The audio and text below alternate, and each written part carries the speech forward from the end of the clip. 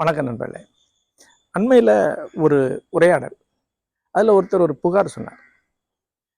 அந்த புகார் என்னன்னா, அவர் ஒருத்தர் பற்றி சொல்றாரு, கண் விழிக்கிற நேரம் எந்திரிக்கிறதே செல்ஃபோனோட தான், படுக்கையில் படுத்துக்கிட்டே செல்ஃபோன் தான், அப்புறம் டாய்லெட்டில் செல்ஃபோன், சாப்பிடும்போது செல்ஃபோன், வெளியே போகும்போது செல்ஃபோனில் பேசுறது, செல்ஃபோனை பார்க்குறது, வாக்கிங் போகும்போது அப்படியே உட்காந்து செல்ஃபோனை பார்த்துடுறது, தூங்கும்போது செல்ஃபோன்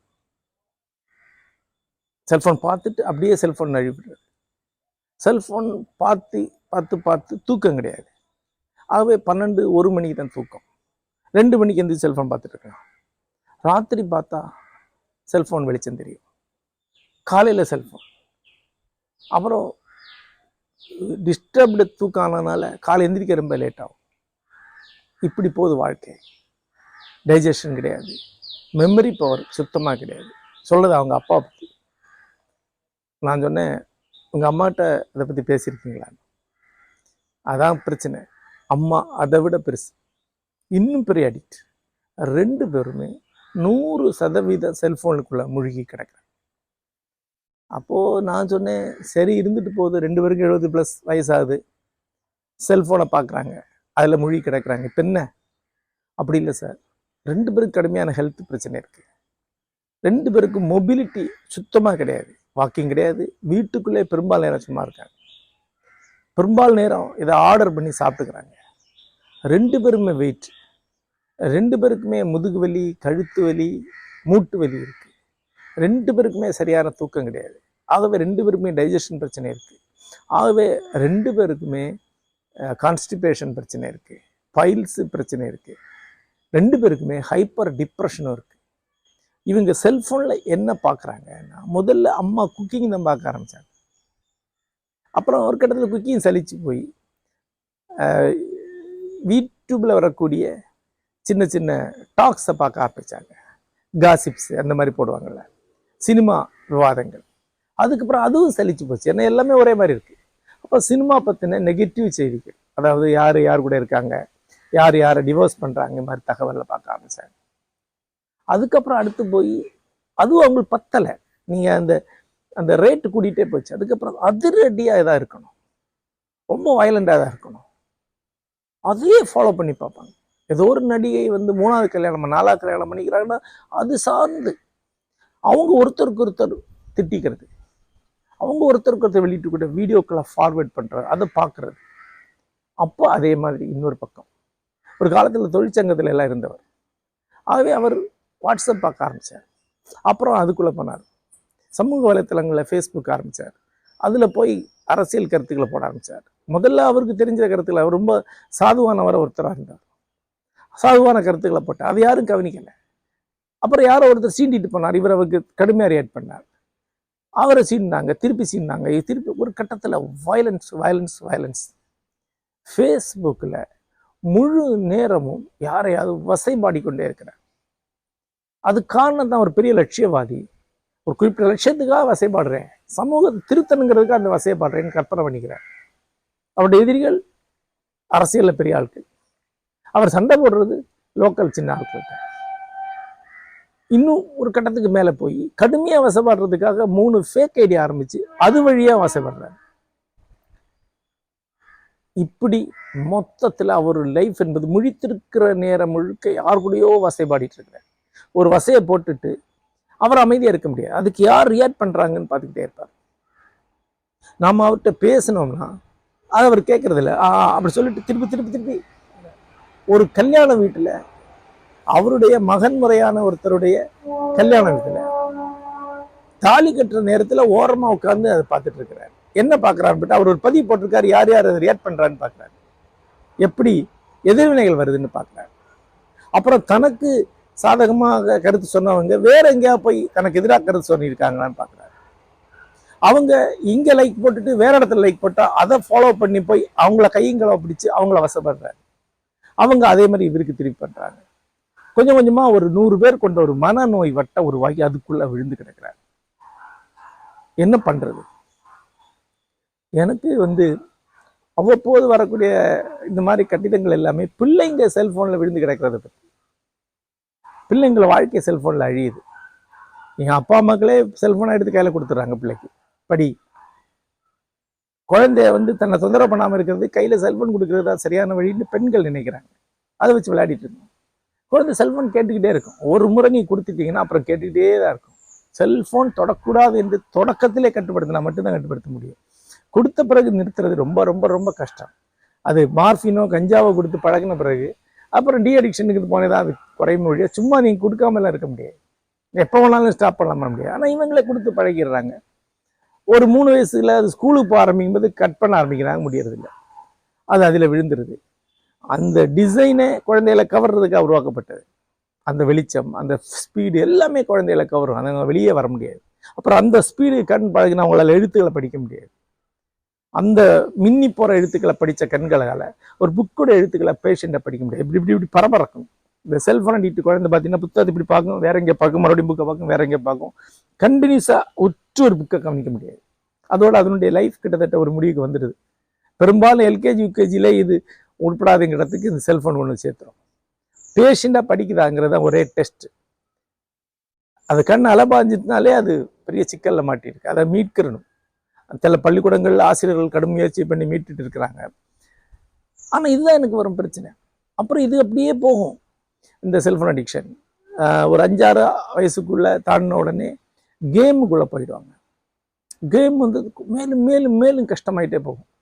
அதில் வின்னிங் என்கிற ஒரு பெரிய ப்ளஷர் இருக்குது. இவ்வளவு பாயிண்ட் அடிச்சிட்டேன் அப்படின்னு. அப்புறம் ஃபெயிலுவருங்கிற பெரிய பதட்டம் இருக்குது. அப்புறம் போட்டி இருக்குது, அவனை விட அதிகம்ங்கிறது. அப்புறம் டார்கெட் இருக்குது, இவ்வளவு அடையணுங்கிறது. அங்கே மொத்தமாக ஒரு வேற உலகம், ஒரு தனி உலகம். அதுக்குள்ளே இன்டென்ஸாக வாழ்ந்துட்டே இருப்பாங்க. வெளி உலகமே இருக்காது. அப்புறம் வருஷக்கணக்காக மனதுடைய பெரும் சக்தி இந்த கேமில் போகிறதுனால எதையுமே கற்றுக்கொள்றது கிடையாது. பண்பாட்டு கல்வி கிடையாது, மொழி கல்வி கிடையாது, அறிவியல் கல்வியும் கிடையாது. எதுவுமே கற்காம ஒரு டம்பா இந்த கேம்ஸில் விளையாடிட்டு இருப்பாங்க. இது அடுத்த கட்டத்துக்கு போகும். டீனேஜ் கட்டத்துக்கு போகும்போது டேட்டிங் மாதிரியான சைட்டுகள் இருக்கு, அதுக்குள்ளே போயிடுவாங்க. போனோகிராஃபி, டேட்டிங், சேட்டிங், அது மாதிரி அது போயிட்டே இருக்கும். அது ஒரு பெரிய உலகம். இதை பற்றி மேலை நாடுகளில் மிகப்பெரிய கவலையோட பேசுகிறாங்க. பல்வேறு பேர் என்கிட்ட அதை பற்றி பேசியிருக்கிறாங்க. மேலை நாடுகள் இப்போ நல்ல டி அடிக்ஷன் சென்டர்ஸ் எல்லாம் இருக்குது. இங்கே அதெல்லாம் அவனுக்கு கிடையாது. பள்ளிக்கூடத்தில் ஏதாவது முயற்சி எடுத்தால் தான் உண்டு. இப்போ அவங்களுக்கெல்லாம் நாங்கள் சொல்லக்கூடிய பதில் என்னென்று, குழந்தைக்கு ஒரு அடிப்படையான டேஸ்ட்டும் ஒரு புத்தாலித்தனம் இருந்தால் சில வழிகள் இருக்குது. இல்லைன்னா பத்தியம் சொல்ற மாதிரி கட்டுப்பாட்டுத்தி தான் பண்ணணும். அதில் கட்டி போடுற மாதிரி ஒரு அடிப்படையான நுண்ணுணர்வு உள்ள குழந்தை என்றால் இயற்கைக்கு அறிமுகம் பண்ணா, எதாவது செய்ய தொடங்கினா அதுலேருந்து வெளியே வர முடியும். ஒரு குழந்தை பறவை பார்த்தல் இறங்கினா இது செல்ஃபோன்லேருந்து வெளியே வரும். ஒரு குழந்தை தாவரங்களை அவதானிக்க ஆரம்பித்தா வெளியே வந்துடும். காட்டுக்கு போய் காணொலாக்களுக்கு போக ஆரம்பித்தா செல்ஃபோன்லேருந்து வெளியே வரும். ஆமை குஞ்சுகளை சேகரிக்கிறது, கடல் ஸ்பெசிமென் சேகரிக்கிறதுன்னு போனால் செல்ஃபோன்லேருந்து வெளியே வரும். பாறை ஸ்பெசிமென்ஸை சேர்க்கறது, நிலவியல் தகவல்களை சேர்க்கறது, அது சார்ந்த ஒரு உலகத்துக்குள்ளே போயிடுச்சுன்னா செல்ஃபோன் வெளியே வரும். ஏன்னா இதெல்லாமே பெரிய பெரிய உலகங்கள். இதுலேயே பெரிய டார்கெட் இருக்கு. எவ்வளோ பறவை நீங்கள் பார்த்தீங்க, எவ்வளோ பறவை நீங்கள் ஆவணப்படுத்திட்டீங்க, உங்களை விட யார் முன்னால் இருக்கிறாங்க, அதனுடைய நுட்பங்கள் என்ன, போக போக போக அது விரிஞ்சுக்கிட்டே இருக்கும். உலகளாவ ஒரு சொசைட்டியாக இருக்காது இல்லையா? அந்த ஒரு இன்டர்நேஷ்னல் சொசைட்டிக்கு உள்ளே போயிடுவாங்க. இப்போ ஜியாலஜி அவ்வளோ முக்கியமாக இருக்கு, நிலவியல். ஏன்னா வருங்காலத்தில் நிலவியல் தான் மிகப்பெரிய அறிவியலாக இருக்கும். தொழில் வாய்ப்பு அதிகமான அறிவியல் நிலவியல் தான் என்று சொல்லப்படுகிறது. ஆகவே மேலை நாடுகளில் நிலவியல் சார்ந்த அறிமுகத்தை ஆரம்பத்திலே ஆரம்பிச்சிடுறாங்க, 1ஆம் கிளாஸ்லேருந்து. இங்கே அதெல்லாம் கிடையாது. ஆனால் எனிவே இது நடக்குது. நாங்கள் அதை மாதிரி ஏதாவது செய்ய முடியுமான்னு பார்த்துட்டு இருக்கோம். அப்படி நாங்கள் பறவைகளுக்கான பறவை பார்த்தலுக்கான பயிற்சி வகுப்புகள் வைத்திருக்கோம். தாவர அறிமுகம் வகுப்புகள் வைத்திருக்கிறோம். அதில் சிறுவர்களை கொண்டு வந்திருக்கிறாங்க. கடும் செல்ஃபோன் அடிக்டான குழந்தைகள் கூட காடு இயற்கை சூழல்களால் எக்ஸைட் ஆகி அதுக்குள்ளே போகிறத பார்த்துருக்கோம். ஆனால் பெரியவங்களுக்கு இந்த மாதிரியான ஒரு அப்பா அம்மாவை பற்றி ஒருத்தர் புகார் சொன்னார்னா அவருக்கு நம்ம என்ன பதில் சொல்றது? அப்போ நான் சொன்னேன் அதுலேருந்து வெளியே வர்றது அவங்களுக்கு ஒரே வழிதான் சோஷியலைசிங் மட்டும்தான். அதாவது அவங்க எதையாவது கற்றுக்கணும், எங்கேயாவது கிளம்பி செல்லணும். வீட்டுக்குள்ளே உட்காந்து கற்றுக்கிறதான்னு சொல்லலை, திருப்பி அது ஆன்லைன் அடிக்ஷனுக்கு தான் போகும். ஏன்னா அதுவும் ஆன்லைனில் தானே வருது. அதை வெளியே போகிறது, ஒரு கோயிலுக்கு போகிறாங்க, அங்கே போய் கொஞ்சம் ஏதோ புராணம் மற்ற விஷயங்களை தெரிஞ்சுக்கிறாங்க. ஒரு தியான முகாமுக்கு போகிறாங்க, தியான ஞானம் கற்றுக்கிறாங்க. அவங்களுக்கான ஒரு பேரலல் சொசைட்டியை அவங்க கண்டடைந்து அதுக்குள்ள வாழ ஆரம்பிச்சிட்டாங்கன்னா வெளியே வர முடியும். நாங்கள் அதுக்காக தான் வந்து இந்த சிற்ப பயிற்சி முகாம்கள் நடத்துகிறோம், தத்துவ முகாம்கள் நடத்துகிறோம், அது மாதிரி பல முகாம்கள் நடத்துகிறோம். ஆனால் இது எல்லாமே ஒரு அடிப்படையான தேடலும் ஒரு அடிப்படையான ருசியும் கொண்டவர்களுக்குரியது. அவங்க இங்கே வந்து கொஞ்சமாவது இதுக்குள்ள வரணும், உடல்நிலை ஒத்துழைக்கணும். முதல்ல கொஞ்சம் வெளியே போனாலே உடல் வேணும். அப்போ ஒருத்தர் வந்து ஒரு 55 வயசுல எல்லாம் இதுல அடிக்ஷனா இருந்தா கூட அவர் கொஞ்சம் அறிவும் கொஞ்சம் நுண்ணறிவு இருந்தான்னா இந்த மாதிரியான ஒரு வழியில வெளிவர முடியும். அவர் ஒரு சிற்ப பயிற்சி வகுப்புக்கு வந்தாருன்னா சிற்பக்கலை ரசிக்கிறதுக்கான ஒரு தொடக்கம் அவருக்கு வந்துடுது. அது அவருக்கு ஒரு பெரிய விழிப்புணர்வு உருவாக்கும். அவர் வந்து கோயில் கோயிலாக போய் சிற்பங்களை தேர்ந்து கண்டு ஆவணப்படுத்துறதுன்னு ஒரு பெரிய முயற்சியில் ஈடுபட முடியும். அது மாதிரி இவ்வளவோ பண்ண முடியும். அப்படி நிறைய பேர் நம்ம முகாம்களுக்கு வந்தவர்கள் தொடர்ந்து மாதந்தோறும் பயணங்கள் இருக்கக்கூடியவங்களா இருக்கிறாங்க. சின்ன சின்ன குழுக்களா போயிட்டே இருக்கிறாங்க. ஆனா அதுக்கு ஒரு லிமிட்டேஷன் இருக்கு. ஒன்று, ரொம்ப வயசாயிருக்கக்கூடாது. 70 வயசு 75 வயசுலாம் ஆனா ரொம்ப கஷ்டம். உடல்நிலையும் மோசம் ஆச்சுன்னா இன்னும் கஷ்டம். அவங்கள என்னதான் பண்றது? இப்ப நண்பர்களே, ஒரு மனிதன் தன்னோட வாழ்நாள் முழுக்க லௌகிகத்துக்கு வெளியே, உயிர் பிழைத்து கிடத்தலுக்கு வெளியே, வாழ்தலுக்கு வெளியே, வேலை குடும்பம் இரண்டுக்கும் வெளியே எதையுமே செய்யலை, அந்த ஆர்வத்தையும் உருவாக்கி கொள்ளலைன்னா அவன் வந்தடையக்கூடிய ஒரு பர்டிகுலர் நரகம் தான் இந்த செல்போன் அடிக்டுகள்னு சொன்னது. அவங்க என்ன இருந்திருப்பாங்க, ஒரு வேலை பார்த்துருப்பாங்க, அந்த வேலை தெரிஞ்சு கற்று வச்சிருப்பாங்க, அந்த வேலையை மொனோட்டனஸ் 40 வருஷம் 30 வருஷம் பண்ணியிருப்பாங்க. அதில் கிடைக்கிற சம்பளத்தை கொண்டு வந்து வீட்டுக்கு கொடுத்து பொருட்களை வாங்கி வீட்டு பிள்ளைகளை படிக்க வச்சு வேலைக்கு அனுப்பிச்சிருப்பாங்க, பிள்ளைகள் கல்யாணம் பண்ணி வச்சிருப்பாங்க, முடிஞ்சிருச்சு. அவங்க வாழ்நாள் முழுக்க ஒரு புத்தகத்தை படிச்சிருக்க மாட்டாங்க, ஒரு துறையில் அடிப்படை ஆர்வத்தை வளர்த்துருக்க மாட்டாங்க. ஒரு இசை கேட்க தெரியாது, ஒரு ஓவியம் பார்க்க தெரியாது, ஒரு கோயில் கலைகளை பார்க்க தெரியாது, ஒரு ஆலயத்துக்கு போனால் என்ன ஏதுன்னு தெரியாது, ஒன்றுமே தெரியாது. ஓய்வு பெற்ற பிறகு அந்த வேலையில் அவங்க கற்றுக்கிட்டது ஒரு பிரயோஜனம் கிடையாது. ஃபோன் சொல்லி அனுப்பிச்சிடுவாங்க. தொழில்நுட்பம் மாறி போயிருக்கும். இன்னைக்கு ஒருத்தர் வந்து 1990 ரிட்டையர் ஆன ஒருத்தர் இன்னைக்கு இருக்காருன்னா 90 இருந்த ஆஃபீஸே இன்னைக்கு இருக்காது. அப்போ அவருடைய ஞானத்துக்கு ஒரு பிரயோஜனம் கிடையாது. அப்போ முற்றிலும் பயனற்ற ஒரு பயாலஜிக்கல் என்டைட்டி, ஒரு புரோட்டீன் ஸ்ட்ரக்சர் தான் அவர், ஒரு சதை பிண்டம் தமிழ்ல சொல்லணும். ஆனா அவர் கடுமையா உழைச்சிருக்காரு, பிள்ளைகளை படிக்க வச்சிருக்காரு, நல்ல மனுஷனா கூட இருப்பாரு. ஆனா பயனற்ற சதை பிண்டம், சோத்தை தின்னது வாழுது, அவ்வளவுதான்.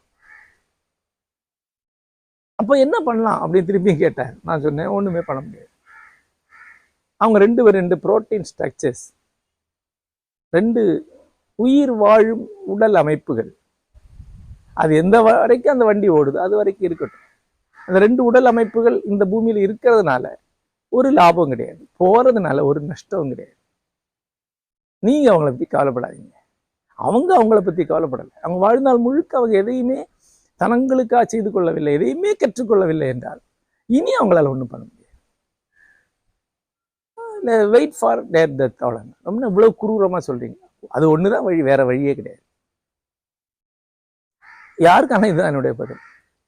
அப்போ மற்றவங்களுக்காக தான் இதை சொல்லிட்டு இருக்கேன்.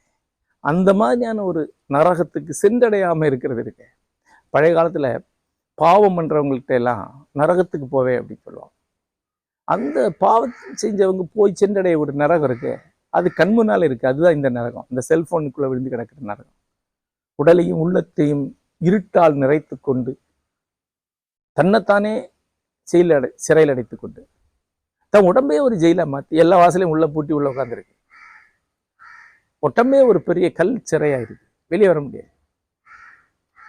அந்த மாதிரி உட்கார்ந்துருக்காங்க. அப்படி லட்சக்கணக்கான பேர், கோடிக்கணக்கான பேர் இங்க இருக்காங்க. அந்த நரகத்துக்கு நாம போகாம இருக்கிறதுக்கான வழி என்ன என்பதை இப்ப நாம யோசிக்க வேண்டியது. பல ஆண்டுகளுக்கு முன்னாடி கி ராஜன் நாராயணனை பார்க்க போயிருந்தேன். அப்போ அவருக்கு 95-96 வயசு. இப்போ வீட்டில் இருக்கிறார், யாரோ நண்பர் பொழுது எப்படி போகுது சார், பொழுது போகுதா அப்படின்னு கேட்டார். சிரிச்சிட்டார். பொழுதா போறதா? பொழுது எங்க இருக்கு? தன்னை ரசிக்க தெரிந்தவனுக்கு பொழுது போறது என்பது ஒண்ணு இல்லை. பொழுது போகலன்னு ஒருத்தன் சொன்னான்னா அவன் கலைஞன் கிடையாது, கலை அறிமுகம் அவனுக்கு கிடையாது, அவன் அறிஞன் கிடையாது, அறிவுத்தல் அறிமுகம் அவனுக்கு கிடையாது. அவனுக்கு மட்டும்தான் பொழுது போகாது. கலை அறிவுத்துறையில ஏதேனும் அறிமுகம் உள்ளவன், ருசி உள்ளவன், அவனுக்கு பொழுது போகாதுங்கிற ஒரு பிரச்சனை இருக்காது. பொழுது போக்குக்காக மட்டும் அவன் எதையும் செய்யவும் மாட்டான். பொழுது போக்குக்காக ஒன்றை செய்யறான் பார்த்தீங்களா, அது ரொம்ப இழிந்த ஒரு பிறகு. ரெண்டு பேர் உட்காந்து சீட் ஆடுறாங்கன்னு வைங்க, அது பார்த்தாலே எனக்கு இரிட்டேட்டிங்கா இருக்கும். சீட் ஆடுறாங்க, எதுக்கு ஆடுறாங்கன்னு கேட்டா ஜாலியா இருக்கு சார். இந்த மாதிரி ஒரு காடை போட்டு அந்த மாதிரி காடை எடுத்து தான் நீ மகிழ்ச்சியா இருக்க முடியும் என்றால், அப்ப நீ என்ன வகையான மனம் வைத்திருக்கிறாய்? எங்க அந்த காலத்துல எல்லாம் நம்ம ஊர்ல எல்லாம் ஒரு விளையாட்டு விளையாடுவாங்க. அது 2 குச்சியை வைப்பாங்க. யாரோட குச்சியில வந்து ஈ வந்து முதல்ல உட்காருது அவன் ஜெயிச்சான். ஈ வந்து உட்கார்றதுக்கு நீங்கன்னு வெயிட் பண்ணுவாங்க. இது என்ன விளையாட்டு? அறிவோ உடலோ ஈடுபடுவது விளையாட்டு. சும்மா தாயத்தை உருட்டிக்கிட்டு விளையாடிட்டே இருக்கு. சரி, ஒரு ஜாலிக்காக, சிரிப்புக்காக, கேலிக்காக கொஞ்ச நேரம் விளையாடுறது கூட எனக்கு புரிந்து கொள்ள முடியும். ஆனா ஒருத்தர் சீட்டாடிக்கிட்டே இருக்கான்னா அவன் ஒரு ஆன்மீக வறுமையில் இருக்கான். கற்பதற்கான மனதில் அவனுக்கு இல்லை, கலைகளை ரசிக்கிறதுக்கான பயிற்சி இல்லை, அவன் ஒரு ஆன்மீக வறுமையில் இருக்கான். அவன் கடைசியில அந்த மாதிரி சீட்டாடிட்டு இருந்தவங்க தான் அப்படியே செல்போனுக்குள்ள போய் உட்கார்ந்துருக்காங்க. ஒரு காலத்துல இந்த வெறும் அரட்டை சரட்டை உட்கார்ந்துருந்தாங்கல்ல, அவங்க தான் இப்ப இங்க வராங்க. வம்பு வளர்த்துட்டு உட்காந்துருந்தாங்களா, அவங்க தான் இப்ப செல்போன்ல உட்காந்துருக்காங்க.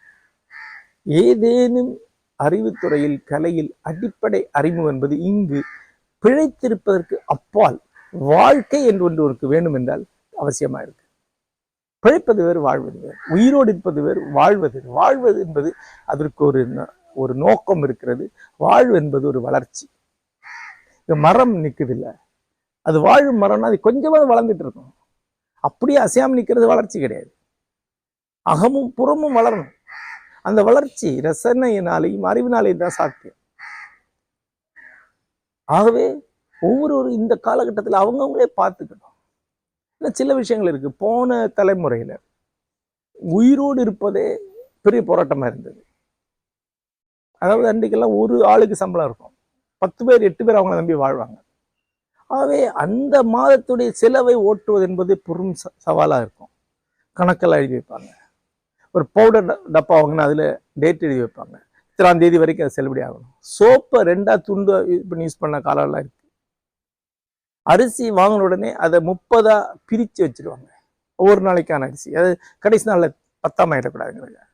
அப்படிலாம் இருந்த ஒரு காலத்துல தங்களுடைய அறிவையோ ரசனையோ வளர்த்துருக்காங்கன்னா வாய்ப்பே இல்லாம ஓடிக்கிட்டே வந்து சேர்ந்தவங்க எல்லாம் இருக்கிறாங்க. அது துரதிருஷ்டமான காலம், அது துரதிருஷ்டமான பிறவியலும் கூட. ஒரு பஞ்ச காலத்துல வாழ்றான்னா அவன்கிட்ட போய் கலை இலக்கியத்தை பயின்று கொடுக்க சொல்ல அவசியம் இல்லை, முடியாது, அது கொடுமை. இப்ப எத்தியோப்பியாலையும் உகாண்டாலையும் சூடான்லையும் பெரும் பஞ்சம் இருக்கு. அங்குள்ள மக்கள் வந்து உணவுன்றதுக்காக தான் போராட முடியும். ஆனா இங்க கடந்த 25 ஆண்டுகளாக படிப்படியாக இந்த உயிர் வாழ்தலுக்கான போராட்டம் இல்லை. இன்னைக்கு ஒருத்தர் வீட்டுல மளிகைக்கு எவ்வளவு ரூபாய் செலவழிக்கிறாங்களோ அதை விட அதிகமான சில ரூபாய் வந்து அவங்க இதுக்கு செலவழிக்கிறாங்க, செல்போனுக்கு செலவழிக்கிறாங்க, பெட்ரோலுக்கு செலவழிக்கிறாங்க. பல வீடுகளில் ஏசிக்கான காஸ்ட் இருக்கு, அதை விட குறைவாக தான் மளிகைக்கு செலவாகும், சாப்பாட்டுக்கு செலவாகும்.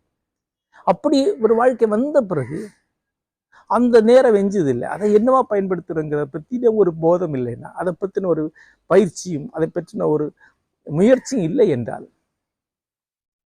அது வந்தடையக்கூடிய ஒரு நரகம் தான். வயோதிகளுக்கான தனி நரகம். அந்த கருட புராணத்துல வெவ்வேறு நரகங்கள் சொல்லியிருக்குல்ல, அதுல சொல்லப்படாத ஒரு பெரிய நரகம் தான் இந்த செல்போன் நரகம், ஃபேஸ்புக் நரகம், ரீல்ஸ் நரகம். அதை சென்றடையாமல் இருப்பதற்கான வழி என்பது இப்போவே அதற்கான பாதையை போட்டு வைப்பதுதான். ரசனை அளவில், அறிவார்ந்த அளவில். அதாவது பழைய காலத்து அதையும் சொல்லுவாங்க, எப்போ மனம் இருக்கோ அப்போ பெருமாளை கும்பிட்டு வை, முடியாத காலத்துல பெருமாள் கூட வருவார். எப்போ உடல் ஆரோக்கியமும் உள கவனம் இருக்கும், அப்பவே ரசனை, அப்பவே அறிவார்ந்த தேடலை வளர்த்து கொண்டவர்கள் பிறகு அதன் பொருட்டு மகிழ்ச்சி அடைவார்கள். அவர்கள் சேர்த்து வைக்கக்கூடிய ஒரு பெரிய செல்வம். அந்த காலத்து சொல்லுவாங்கல்ல, பிரார்த்தம் சஞ்சிதம் ஆகாமியம். அந்த மாதிரி சேர்த்து வைத்த வினை, சேர்த்து வைத்த புண்ணியம் அது வந்து சேரும். அப்படி சேர்த்து வைக்காதவர்கள் சென்றடையக்கூடிய இடம் ஒன்று இருக்கு. அதை பற்றி தான் பேசிட்டு இருந்தேன். அவர்களை எண்ணி அனுதாபப்படுவதை தவிர வேறொன்றும் செய்வதற்கில்லை.